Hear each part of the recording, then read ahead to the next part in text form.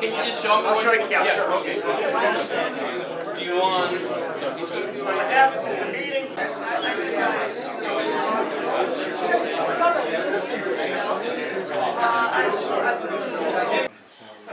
Be that as it may.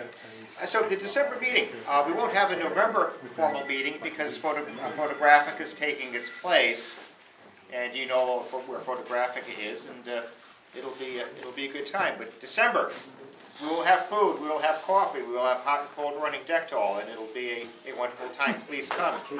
If you missed it last year, you'll. I can't understand what you're saying. You didn't. Turn off cell phones. Turn. I haven't gotten there yet. Well, I don't know.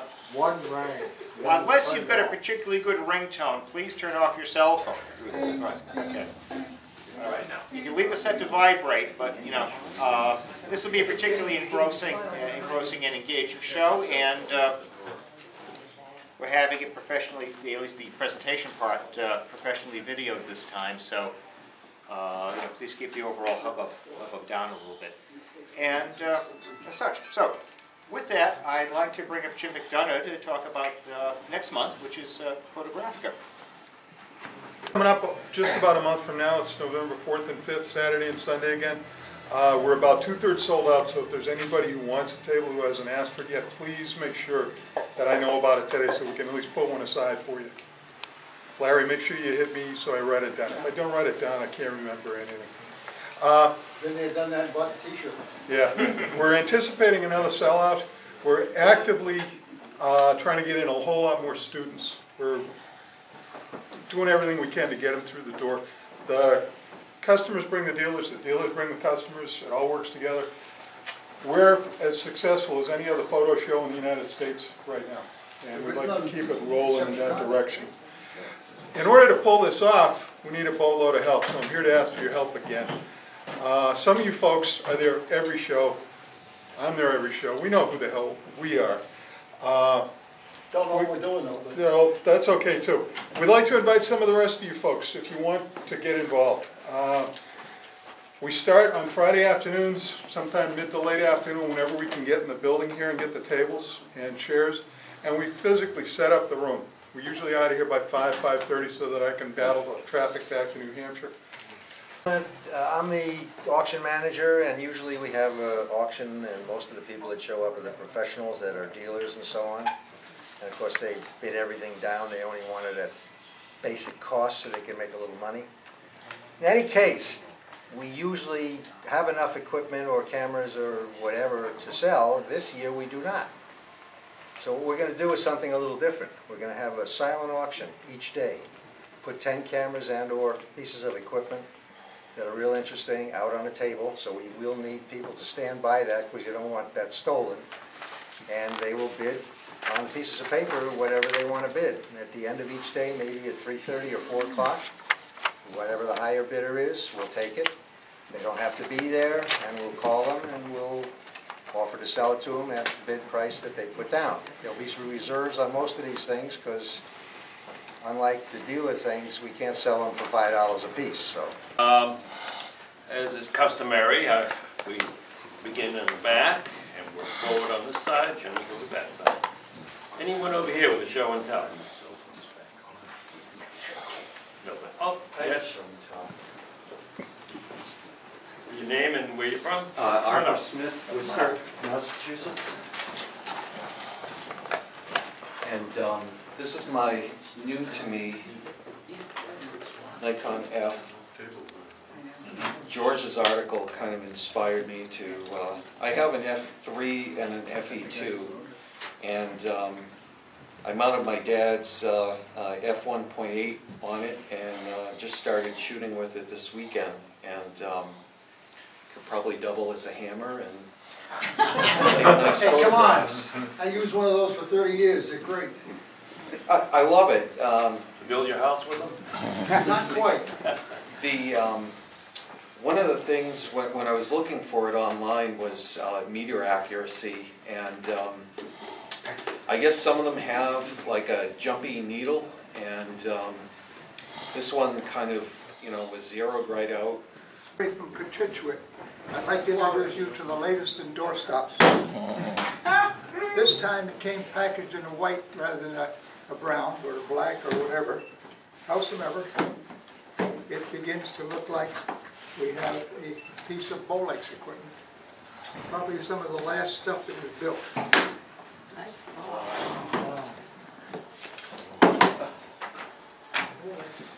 All kinds of information, and the H16 SB set up.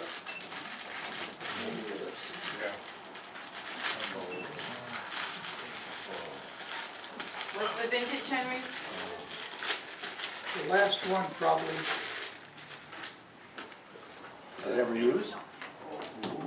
Can you tell? That's brand new. Looks brand new. This is 1971. Way too much stuff, and what you need to do is buy a bigger house. Welcome to the world, welcome to our world. Sometimes instead of buying cameras and photos and darkroom equipment and everything else, you buy stuff that's logo. You know, I can't walk by a Nikon hat or a Minolta jacket or anything like that. I've seen most of you guys doing it. Well, back in the 70s and 80s, you used to be able to buy, it looked like a pewter belt buckle of a 35mm SLR camera. I bet you 1 out of 5 guys in this room have one. Probably do. Lowell's wearing one right now. These were typically made out of pot metal or some type of non-valuable metal, and they weren't a particularly good quality casting. Is Lowell your show and tell? No, no. Okay, I'd sit down right now. I have one that's a little better quality. It's the second best one I've ever seen in my life that I probably hasn't missed a day in 20 years. Oh, I don't know. I've had this 25 years anyway. It's a Hasselblad belt buckle. Oh. And in honor of Jim, I decided to bring it in today. I would have been wearing it anyway. Who are you? Neil Gordon from Framingham. We'll start off with a little quiz. When is a Hasselblad not a Hasselblad? It's a Kiev. Well, okay, that's a good answer. Yeah. No? I've seen it. Now everyone here knows that Hasselblad is renowned for its 2 1/4 format, square. That's the V series. Okay, you're on the right line. The fact that they were single lens reflexes. Only until recent did they switch over to a 6x4.5 format, which is the H series, which is primarily a digital camera.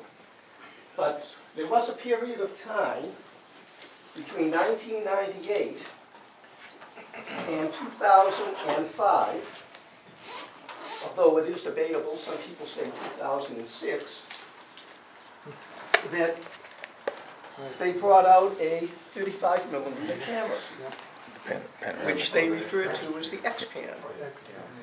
Now I use the expression, when is a Hasselblad not a Hasselblad? This camera was made by Fuji. And in Japan, I believe it was referred to as an XP1 or an XP2. And in the US, it's a X-Pan 1 or a 2. Kodak? Yep. Kodak hires advisor and denies bankruptcy. I'm going to make a copy of this for the next meeting because it's much too involved. But I think as part of photo history, you'll want to put it in your catalogs. They got $130 million. They're in debt, some like $975 million. They own thousands and thousands of patents, which they're now selling off and not try to keep the company together. So for the next meeting, I'll make sure you get a photocopy of this because it's just too detailed to go into. But as far as photo history goes, this is the first sign of the death of Kodak after 131 years. They won't be around much longer. Thank you. Plug for one of Jim's Joe Walters, membership, Waltham. A little plug for one of Jim's other interests, which is Graflex. I happen to subscribe to the Graflex Historical Quarterly. The latest issue that came out has a first article is by Jim. And oddly, they didn't put their website on here, but the older issues you can go on the website and download.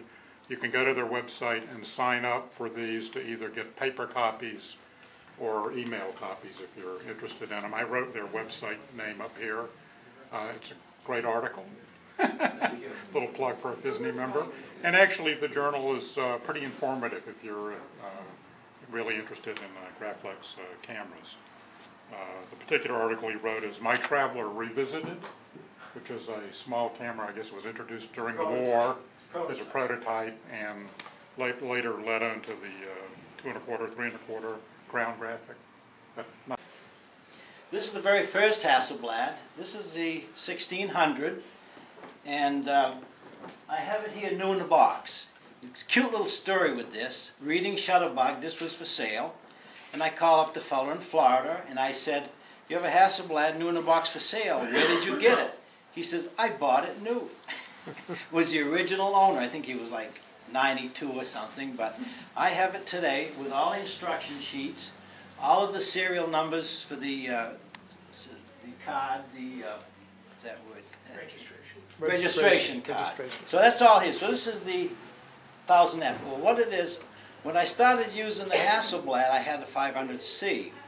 And of course, it was a leaf shutter camera. Now, I didn't know these even existed at that time. And who collects Hasselblad? Really? Then I start using the 500C and I start looking backwards and I'm saying, wow, this is a very interesting camera.